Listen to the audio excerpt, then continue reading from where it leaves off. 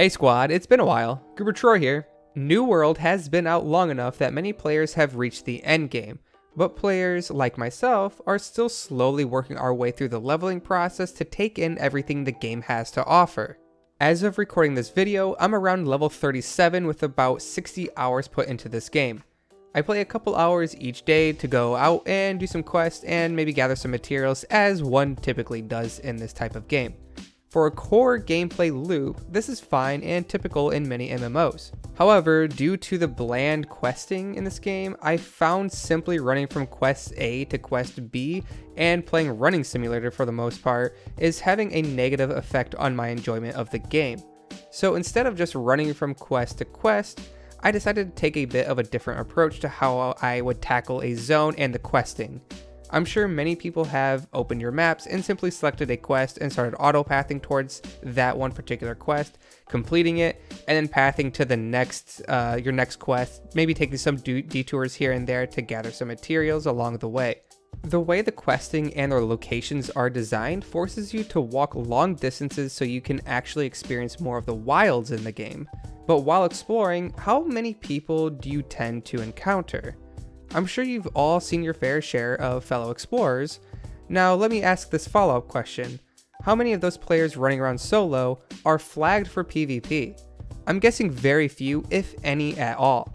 Yep, this video is basically about the discussion of New World's PvP and how it actually has a positive impact when it's enabled. After you've chosen your faction, you will get the option to flag for PvP.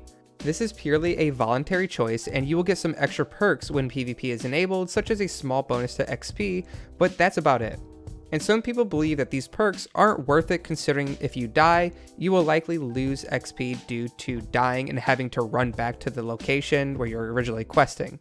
This is true, you will likely level up slower than if you didn't flag for PvP at all. But there's not really any rush to get to the endgame, as the current endgame content is a little bland in my opinion. Instead, I try to urge you to all enjoy your journey leveling up, as I believe that that's where most of the content is at right now. What I'm trying to say is that burnout is going to hit really hard if you rush too quickly. Anyhow, from my experience, enabling PvP has taken this game from like a 5 or a 6 up to an 8 or 9 out of 10. When you're flagged, anyone from a different faction can attack you as long as they're also flagged, regardless of levels. This has made for some fun, heart-pumping moments where you're trying to chase someone down, or more likely, run away yourself from a gank squad 10 levels higher than you.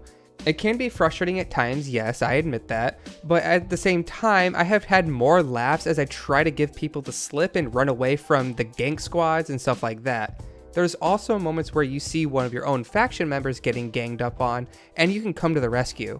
Those heroic moments make for some great times within the game you normally wouldn't have experienced if you didn't have PvP enabled. Remember how I said quests are spread out far away?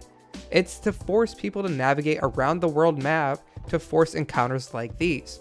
It takes the boring act of autopathing from quest to quest from a mind-numbing experience to something where you must keep your head on a swivel to try and avoid any ganks. And to add a little bit of extra spice, the PvP faction quests are an interesting choice because you can't fast travel while you're taking those quests, otherwise you will abandon them. Also, if you die, you also will abandon those quests.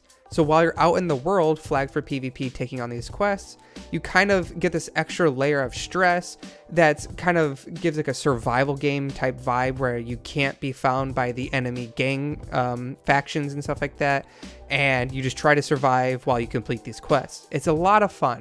In summary, what I'm trying to say is New World is a social game. It's meant to be played in a way that gets you to interact with other players. You can play solo, yes, but I don't think you're going to get the full experience if that's the only way you decide to play.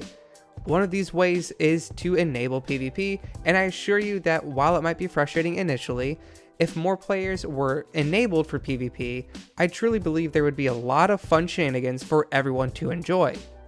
It also removes a little bit of that monotony during the leveling process and makes you more aware while playing the game. Again, you have to kind of always be on the lookout for any kind of ganks or other flagged players. I do understand, however, that this might not be for everyone. I just simply ask you all to give it a try and see if it changes your experience with the game in a positive way. But on that note, I'd like to thank you all for watching, and I hope everyone has a great day. Again, this is Goober Troy from Squad Up Games, reminding everyone to squad up and have fun.